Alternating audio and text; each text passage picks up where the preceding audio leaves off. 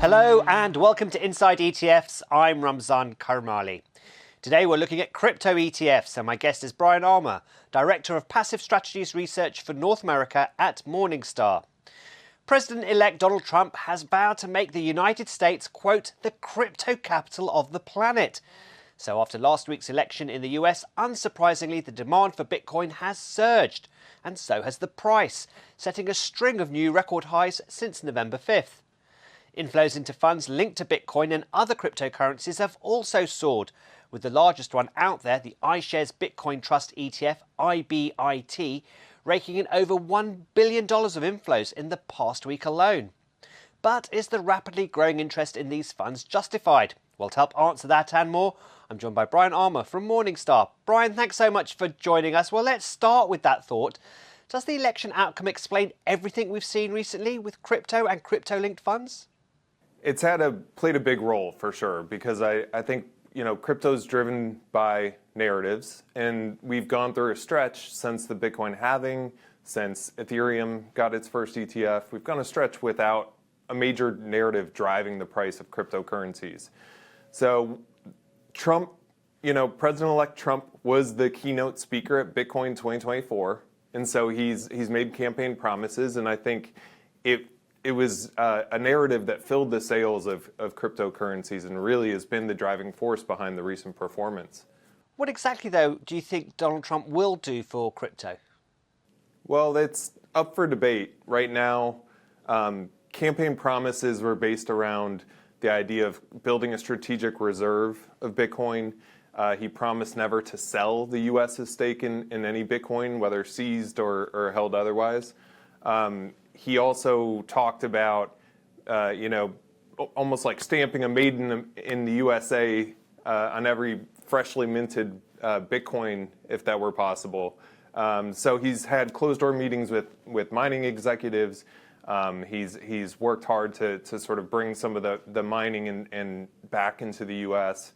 And then finally, deregulation is something that I think a lot of industries are looking to President-elect Trump to help build some of their profits in the future. And so this is one where there has been some significant regulation by the SEC and by especially Chairman Gensler, and that could if he were able to reduce that amount of regulation, actually draw back some of the current lawsuits by the SEC, then that would give cryptocurrencies a major opportunity. Now, Bitcoin is a relative newcomer and fastest growing in ETF history. It was only in January this year that regulators allowed the trading of funds tied directly to spot Bitcoin prices. And this week we'll see some more filings from big US pension funds and other big investors. What do you think they'll show in terms of their interest and confidence in this market? I expect that we'll see a moderate increase in adoption. The state of Wisconsin, for example, is the first state pension to add a Bitcoin ETF to their holdings, to their portfolios. And that's something where we're seeing the due diligence effort, some of the regulation and compliance aspects take time to work through, and whether we expect prices to be stable enough to own. So the adoption is a slow rollout. I expect that will pick up pace now that President Trump is making his way to office, but that might not be reflected in this latest round of reporting. Now, post the election, there wasn't just an interest in Bitcoin ETFs, but those linked to other cryptocurrencies like Ethereum.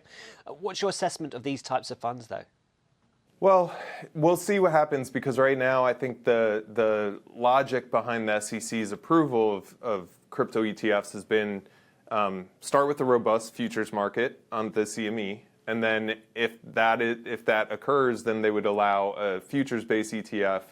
The Grayscale victory in their lawsuit against SEC last year basically said that the risks are effectively the same between a futures ETF and a spot ETF, and therefore, if they allow a futures ETF, they have to allow the spot ETF. So if you have the futures, it will bring in a futures ETF. The Bitcoin spot ETF will follow.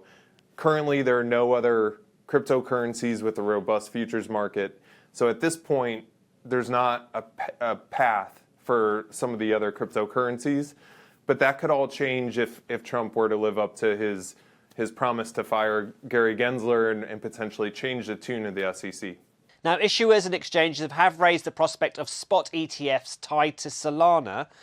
What needs to happen for that to become a reality? I expect so far the precedent is they need a robust futures market to then drive the adoption of a futures ETF and then into spot ETF.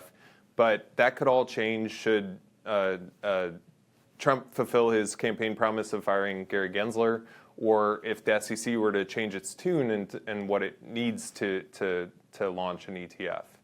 Bryan Armour from Morningstar, many thanks for your thoughts.